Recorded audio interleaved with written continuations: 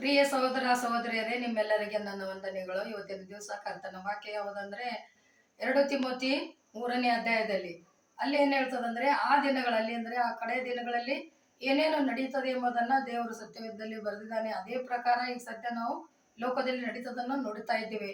ಹೇಗೆಂದರೆ ಒಬ್ಬರನ್ನೊಬ್ಬರು ಹೊಟ್ಟೆ ಕಿಚ್ಚು ಪಡುವುದು, ಒಬ್ಬರ ಮೇಲೆ ಒಬ್ಬರು ಚಾಡಿ ಹೇಳೋದು, ಜಗಳ, ತೊಂದರೆಗಳು, ನಾನಾ ತರದ ಮೋಸ, ಇಂಥವೆಲ್ಲಗಳು ನಡೀತಾ ಇದ್ದಾವೆ.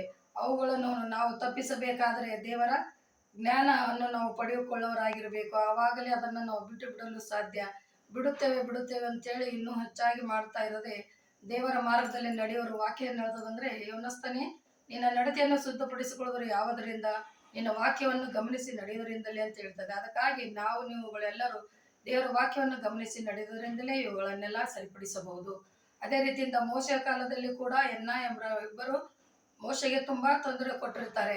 ಅಂತ ಸಮಯದಲ್ಲಿ ದೇವರು ಅವರನ್ನು ನೋಡಿ ಒಂದು ದಿವಸ ಅವರಿಗೆ ಶಿಕ್ಷೆಗೆ ಪಾತ್ರರಾಗಿ ಮಾಡ್ತಾನೆ. ಯಾಕಂದ್ರೆ ಅವರು ಬಾಯಿಂದ ಹೇಳಿದ್ರೆ ಕೇಳೋದ್ರಿಂದ ಕಾರ್ಯರೂಪದಾಗೆ ಬುದ್ಧಿ ಕಲಿಸ್ಬೇಕಂತೇಳಿ. ಅದೇ ರೀತಿಯಿಂದ ನಮಗೂ ನಿಮಗೂ ಕೂಡ ದೇವರು ಈ ಕಡೆ ದಿನಗಳಲ್ಲಿ ಅದಕ್ಕೆ ಇಂಥ ಎಲ್ಲ ಸಮಸ್ಯೆಗಳು ಬಂದರೂ ಅದನ್ನು ಎದುರಿಸಲು ಆತ್ಮಿಕ ಸಮಾಧಾನ ಶಾಂತಿ ನಮ್ಮಲ್ಲಿ ಇಟ್ಕೊಳ್ಬೇಕಾದ್ರೆ ದೇವರ ವಾಕ್ಯವೇ ನಮಗೆ ಅತಿ ಮುಖ್ಯವಾಗಿದೆ.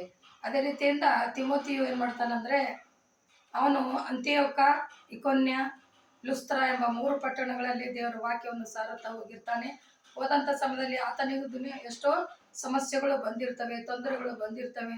ಅವೆಲ್ಲಗಳನ್ನು ದೇವರ ಮುಂದೆನೇ ಇಟ್ಟು ಆತನಿಗೆ ಪ್ರಾರ್ಥಿಸಿದಾಗ ಅವುಗಳನ್ನು ದೂರ ಮಾಡುವ ದೇವರು ಸಹಾಯ ಮಾಡ್ತಾನೆ. ಅದೇ ರೀತಿಯಿಂದ ಇದೇ 2ನೇ ತಿಮೋತಿ 3:16-17 ಏನು ಹೇಳ್ತದಂದ್ರೆ, ದೇವರ ದೈವ ಪ್ರೇರಿತವಾದ ಪ್ರತಿಯೊಂದು ಶಾಸ್ತ್ರವು ಉಪದೇಶಕ್ಕೂ, ಖಂಡನೆಗೂ, ತಿದ್ದುಪಾಟಿಗೂ, ನೀತಿ ಶಿಕ್ಷೆಗೂ ಉಪಯುಕ್ತವಾಗಿದೆ. ಆದ್ದರಿಂದ ದೇವರ ಮನುಷ್ಯನು ಪ್ರವೀಣನಾಗಿ ಸಕಲ ಸತ್ಕಾರ್ಯಗಳನ್ನು ಮಾಡೋದಕ್ಕೆ ಸನ್ನದ್ಧರಾಗಬೇಕಾದ್ರೆ ದೇವರ ದೈವ ಪ್ರೇರಣೆ ಬೇಕು ಅಂತೇಳಿ ವಚನ ಹೇಳ್ತದೆ.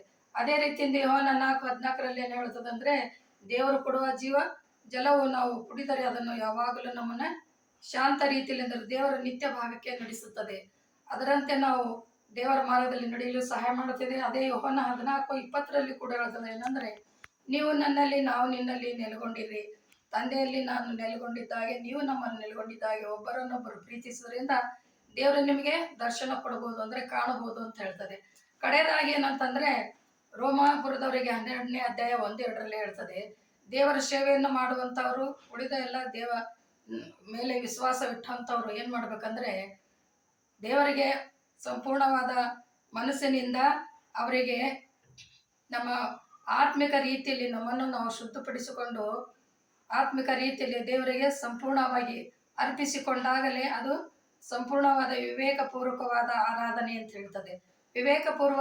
ಪೂರ್ವಕವಾದ ಆರಾಧನೆ ಅಂದರೆ ನಮ್ಮನ್ನು ನಾವು ಶುದ್ಧಿಪಡಿಸಿಕೊಂಡು ಶಾರೀರಿಕವಾಗಿ, ಮಾನಸಿಕವಾಗಿ ನಾವು ದೇವರ ಕಡೆಗೆ ಇರಬೇಕು. ಲೌಕಿಕ ಆಸೆಗಳನ್ನು ಪಡದೆ ದೇವರ ಮೇಲೆ ವಿಶ್ವಾಸ ಇಟ್ಟು ಯಾರ್ಯಾರು ನಡೀತಾರೋ, ಆತನನ್ನು ಒಪ್ಪಿಸಿಕೊಡ್ತಾರೋ ಅವರಿಗೆ ದೇವರ ಸಹಾಯ ಮಾಡ್ತಾನೆ. ಅದಕ್ಕಾಗಿ ನೀವುಗಳು ಅದೇ ರೀತಿಯಿಂದ ನಮ್ಮನ್ನು ನಾವು ಪರೀಕ್ಷಿಸಿಕೊಂಡು ಶುದ್ಧರಾಗಿ ದೇವರನ್ನು ಅರ್ಪಿಸಿಕೊಟ್ಟು ಜೀವಿಸಿಕೊಡುವುದೇ ಮುಖ್ಯವಾಗಿದೆ.